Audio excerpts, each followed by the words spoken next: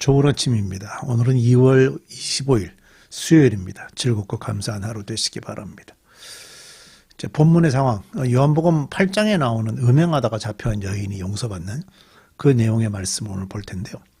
이 본문의 상황은요, 간음하다 잡혀온 여인과 또 예수님을 교무의 덫에 걸리게 하려는 의도에서 꾸며진 것으로 보입니다. 비록 율법은 남녀를 불문하고 간음한 자에 대해서는 동일한 죽음의 형벌을 규정하고 있습니다. 하지만 이 상황에서는요, 여인과 함께 있던 남자는 도망가도록 방치된 것으로 보입니다. 이들 서기관과 바리새인들은요, 예수님이 보여주신 바 죄인을 교화시키는 데는 별로 관심이 없고 오직 죄인을 물어뜯도록 훈련을 받은 감시견들처럼 보입니다. 이들의 진짜 관심은 어쨌든지 예수님을 함정에 빠뜨리는 데 있었습니다. 자, 이런 덫이 놓인 환경에서 예수님이 어떻게 반응하시는지 함께 살펴보십시다. 7장 53절, 그들은 각기 제각기 집으로 돌아갔다. 8장입니다. 예수께서는 올리브산으로 가셨다. 우리가 보통 감람산이라고 얘기하는 그 산이죠. 이른 아침에 예수께서 다시 성전으로 들어가시니 많은 백성이 그에게로 모여들었다. 예수께서 앉아서 그들을 가르치실 때에, 자, 지금이 어느 때죠? 초막절 마지막 때입니다. 예수님이 의도적으로 초막절 마지막 때 올라가셨다고 그러셨죠. 그래서 지금 초막절 막바지에 갔을 때입니다. 율법 학자들과 바리새파 사람들이 간음을 하다가 잡힌 여자를 끌고 와서 가운데 세워놓고 예수께 말하였다. 선생님, 이 여자가 간음을 하다가 현장에서 잡혔습니다. 모세는 율법에 이런 여자를 돌로 쳐서 죽이라고 우리에게 명령하셨습니다. 그런데 선생님은 이 일을 놓고 뭐라고 하시겠습니까? 그 초막절 마지막 날이 이제 다가오고 있고요. 예수님께서는 감람산으로 기도하러 가셨고 다음날 아침에 다시 성전으로 들어와서 백성들에게 가르치고 계셨습니다. 느닷없이 서기관들과 바리새인들이 음행 중에 잡힌 여자라며 끌고 와서 가운데 세우고 예수님께 다그쳐 묻는 장면이 나오죠. 모세는 율법에 이런 여자를 돌로 쳐서 죽이라고 우리에게 명령하였습니다. 그런데 선생님은 이 일을 놓고 뭐라고 하시겠습니까? 이제 저는 그냥 이 문장을 읽는데 읽는 것만으로도 충분히 이거는 예수님을 곤란에 빠지게 하려고 하는 의도가 있었구나 하는 느낌이 금방 드는 그런 식의 문장입니다. 그들이 예수를 시험하여 고발할 조건을 얻을 목적으로 이 여인을 데려왔죠. 서기관들과 바리새인들은요, 예수님의 행동과 또 무엇을 쓰셨는지에 관심 없고 오직 이 여인을 어떻게 하는 것이 옳습니까?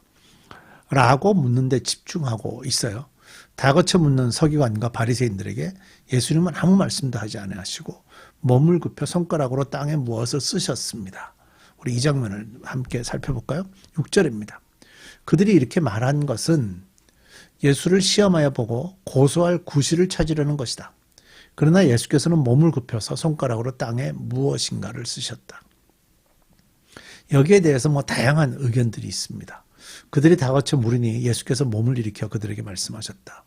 너희 가운데서 죄가 없는 사람이 먼저 이 여자에게 돌을 던져라. 그러고는 다시 몸을 굽혀서 땅에 무엇인가를 쓰셨다. 이 말씀을 들은 사람들은 나이가 많은 이로부터 시작하여 하나하나 돌아가고 마침내 예수만 남았으며 그 여자는 그대로 서 있었다. 예수께서 몸을 일으켜 여자에게 말씀하셨다.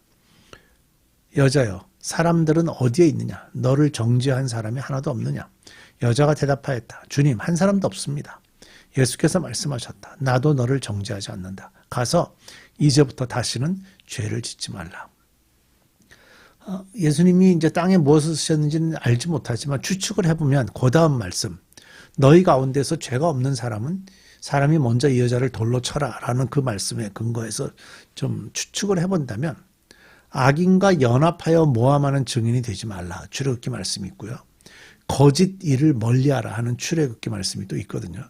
그러니까 이제 이런 류의 말씀들이 쓰여졌을 것, 예수님이 그런 류의 말씀들을 쓰셨을 것이다 라고 추정이 되죠. 예수님이 이 말씀을 군중들에게 크게 말씀하셨던 것으로 보입니다. 예수님의 말씀을 듣고 양심의 가책을 느낀 어른들로부터 시작해서 젊은이까지 하나씩 그 자리를 떠나갔고 예수님과 그 여인만 남게 되었습니다. 예수님의 말씀을 들은 사람들은 결단코 그 여인에게 돌을 던질 수가 없었죠. 자신들을 바라보아서 양심의 가책을 느꼈기 때문입니다. 아마 그래서 나이 많은 이로부터 젊은 사람들까지 이렇게 차례대로 그 자리를 떠나가지 않았나 싶습니다. 예수님은 조용히 그 여자에게 말씀하셨습니다. 여자여, 사람들은 어디에 있느냐? 너를 정죄한 사람이 하나도 없느냐? 라고 물었고 그 여인은 주님, 한 사람도 없습니다. 라고 말하였습니다. 예수님은 그 여인에게 매우 중요한 말씀을 주셨어요. 나도 너를 정죄하지 않는다. 가서 이제부터 다시는 죄를 짓지 말아라. 자, 심판이 있기 전에 하나님은 얼마나 오래 참으시고 죄인들이 돌이키기를 원하셨을까? 아직까지도 심판이 오지 않은 것은 죄인들이 하나님께로 돌아오기를 기다리시는 하나님의 마음 때문 아닐까? 정죄받지 않는 은혜. 너는 다시는 죄를 짓지 마라. 기회가 더 있는 거예요. 이제 남아있는 기간에 죄를 짓지 않고 살 수 있는 기회가 있는 거예요. 죄 가운데 머물지 마십시오. 죄를 멀리하고 죄에서 신속히 떠나 빛 가운데로 걸어가십시오. 죄를 멀리하고 떠나는 것이 살 수 있는 유일한 길입니다. 자, 계속해서 볼까요? 이제 12절입니다. 예수께서 그들에게 말씀하셨다. 나는 세상의 빛이다. 나를 따르는 사람은 어둠 속에 다니지 않고 생명의 빛을 얻을 것이다. 초막절에 하던 의식 몇 가지를 또 제가 몇 전에 말씀드렸는데요. 그 중에 하나는 또 뭐가 있는가 하면 광야에서의 불기둥을 기념하기 위해서 4개의 대형 촛불을 밝히는 거였습니다.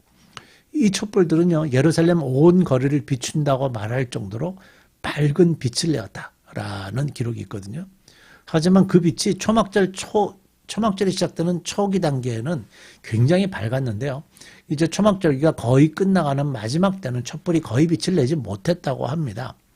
그런데 예수님이 나는 세상의 빛이다 라고 말씀하신 것은요, 이 촛불들이 더 이상 빛을 내지 않았을 때입니다. 자, 예루살렘을 다 밝힐 정도로 촛불이 빛을 내고 있었다라는 말은 굉장히 큰 대형초가 예루살렘 거리에 곳곳에 있었다는 거죠. 그것이 처음에 빛이 발할 때는 밤이 되면 거기서 많은 빛이 와서 주변이 환했을 거라고 추정이 되는 거예요. 그러나 이것이 점점 이제 초가 얇아지고 가운데 다 타들어가고 기름들이 타들어가고 이러는 과정에 결과적으로 마지막에는 촛불이 거의 빛을 내지 못할 때 사람들의 마음은 항상 계속해서 생각하죠. 며칠 전까지만 해도 그 촛불이 크게 빛을 발하고 있었던 그 장면을 상상하고 있을 때 예수님이 말씀하시는 거예요. 나는 세상의 빛이다. 결국 예수님은 이 말씀으로써 자신이 메시아이심을 명백히 선언하신 셈이 된 겁니다.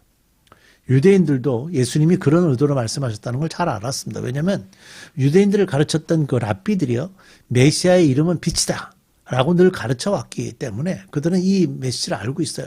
근데 그 얘기를 한 예수가 메시아라는 걸 인정하지 않고 있었던 거죠. 자, 13절. 바리새파 사람들이 예수께 말하였다. 당신이 스스로 자신에 대하여 증언하니 그 증언은 참되지 못하오. 예수께서 그들에게 대답하셨다. 비록 내가 나 자신에 대하여 증언할지라도 나의 증언은 참되다. 나는 내가 어디에서 와서 어디로 가는지를 알고 있기 때문이다. 그러나 너희는 내가 어디에서 왔는지도 모르고 어디로 가는지도 모른다. 너희는 사람이 정한 기준을 따라 판단한다. 나는 아무도 판단하지 않는다. 그러나 내가 무슨 판단을 한다 하더라도 나의 판단은 참되다. 그것은 나 혼자서 판단하는 것이 아니라 나를 보내신 아버지께서 나와 함께 판단하시기 때문이다. 너희 율법에도 기록하기를 두 사람이 증언하면 참되다 하였다.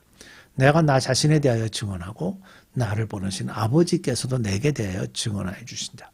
그러자 그들은 예수께 물었다. 당신의 아버지가 어디에 계십니까? 예수께서 대답하셨다. 너희는 나도 모르고 나의 아버지도 모른다. 너희가 나를 알았더라면 나의 아버지도 알았을 것이다. 이것은 예수께서 성전에서 가르치실 때에 헌금궤가 있는 데서 하신 말씀이다. 그러나 그를 잡는 사람이 아무도 없었다. 그것은 아직도 그의 때가 이르지 않았기 때문이다. 예수님이 나는 세상의 빛이다 라고 말씀하셨을 때 유대인들의 반응이요, 당신이 스스로 자신에 대하여 증언하니까 그 증언은 참되지 못하다라고 말했어요. 근데 예수님은요, 내가 내 자신에 대해서 증언을 하더라도 나의 증언은 참되다. 그 이유는요, 예수님과 하나님이 하나라는 것을 가지고 말씀하시기 때문이에요. 예수님은 모든 것을 다 알고 계시고 모든 것을 투명하게 다 드러내실 수 있는 분인 거죠. 예수님과 예수님을 공격하는 유대인들의 차이는 뭐냐? 아는 것과 모르는 것에 있습니다. 예수님은 하나님이 보내셔서 세상에 오셨기 때문에 모든 것을 알고 계셨지만 유대인들은 아무것도 몰랐죠. 너희는 내가 어디서 왔는지도 모르고 어디로 가는지도 모른다. 너희는 나도 모르고 나의 아버지도 모른다. 예수님은 자신을 멸시하는 유대인들에게 미동도 없이 당당하게 내가 나를 증언하고 내 아버지께서도 나를 증언하고 계시다고 말씀하셨습니다. 아는 것과 모르는 것 차이가 크죠. 우리는 이 모르는 것에 대한 얘기를 모르는 사람들이 하는 그 멸시에 대해서도 우리가 쉬 무너지고 낙심되고 좌절하는 경우들이 있어요. 그러나 우리는 그럴 필요 없지요. 우리를 멸시하는 모든 말들을 듣는 곳에 머무르지 말고요. 우리의 눈을 들어 하나님을 바라보십시다. 어둠에 다니지 말고요. 죄 가운데 빠지더라도 신속히 빠져나와야 합니다. 하나님의 말씀의 빛 가운데 향하는 것이야말로 어떤 방해나 멸시에도 굴하지 않을 수 있는 유일한 비결이 되기 때문입니다. 우리 기도하겠습니다. 예수님이 가지신 그 마음, 하나님이 나를 보내셨으니 나도 하나님을 나타낸다 하시는 그 말씀. 우리도 하나님의 사람이 되었으니 세상에서 하나님을 알지 못하는 자들이 하고 있는 그런 멸시나 이런 것들에 대해서 넘어지지 않게 하시고 하나님의 나를 인정하시고 나를 구원하셨다는 그 자존감으로 세상을 살아가게 해 주옵소서. 예수님의 이름으로 기도드립니다. 아멘.